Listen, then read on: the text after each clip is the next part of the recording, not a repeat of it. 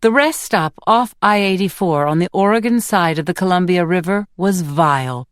Even by rest stop standards, graffiti covered the white subway tile walls, the paper towel and toilet paper dispensers had been emptied, their contents now strewn on the concrete floor.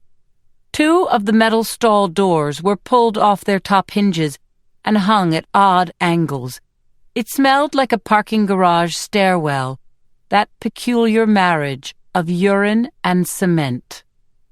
18 miles from the nearest bathroom, and they end up at a rest stop trashed by hooligans. There was no alternative. Amy put her hands on her hips and stared at her 11-year-old daughter. "Come on, Dakota," she said. Dakota's blue eyes widened. "I'm not going in there," she said. This is what the whole road trip had been like. They had been making the annual drive up from Bakersfield to see Eric's family in Hood River every summer since Dakota had been a toddler. She had always loved it. This year she had spent the whole trip texting friends and listening to her iPod. Maybe if Dakota hadn't been such a little jackass for the last 2 days, Amy would have been more sympathetic. "Just squat over the bowl," Amy said. Dakota bit her lip, leaving a glob of pink lip gloss on her front tooth. "It's gross," she said. "Want me to see if the men's room is any better?" Amy asked. Dakota's cheeks flushed. "No way," she said. "You said you had to go," Amy said. In fact, after not going in the restaurant they had stopped at for dinner, Dakota had quickly begun insisting that her bladder was going to burst, and that if it did, she was going to use it to seek emancipated minor status under California law. Amy didn't even know what the fuck that was, but it seemed serious, so here they were, at a rest stop in the middle of nowhere. There was a banging at the door. "What are you guys doing in there?" Eric called. They were 20 minutes from his sister's house. If they didn't get there soon, Amy knew that Eric was going to lose it. He had already been white-knuckling the wheel for the past 10 miles. Who was she kidding? She was the one who was going to lose it. "She doesn't want to use any of the toilets," Amy called to her husband. "Then come outside and go behind a tree," Eric called back. "Dad?" Dakota said. Amy pushed open the door to the last stall. It was cleaner than the rest, or at least less filthy. Toilet paper in the dispenser, no visible human waste. That was a start. "What about this one?" Amy asked her daughter.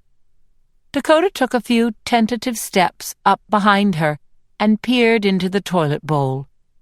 "There's something in there," she said, pointing limply to the pale pink water in the bowl. Amy didn't have time to explain to her daughter the effect of beets on pee. "Just flush it," Amy said. She turned and walked over to the row of white sinks and waited. She heard the toilet flush and felt a little bit of the tension bleed from her shoulders. They would be on the road soon. Eric's sister would have wine waiting. Eric's sister always had wine waiting. "Mom?" Amy heard her daughter ask. What now? Amy turned and saw her daughter standing in the stall. The metal door swung open. Dakota's face was white, blank, her hands balled into fists. The toilet was overflowing, water spilling over the lid onto the floor, forming a puddle that seemed to almost have a tide. Only there was something in the water. It swirled with veins of red. It looked almost menstrual. And for a second, Amy thought, did Dakota get her period? The bloody water streaked down along the outside of the white toilet bowl, onto the floor, under Dakota's sneakers, and toward where Amy stood frozen. There was something in the toilet, something that had bobbed to the surface and now sat at rim level. A piece of something raw, flesh, like some maniac had skinned and drowned a rat. It sat on the edge of the bowl for a moment, and then slopped onto the floor and slid forward, skimming Dakota's sneaker and disappearing under the next stall.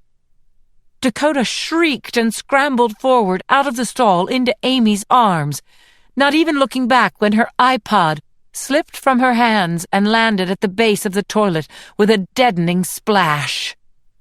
Amy forced herself to swallow the warm saliva that rose in her throat, marshalling her will not to gag. It wasn't a rat. It was definitely not a rat.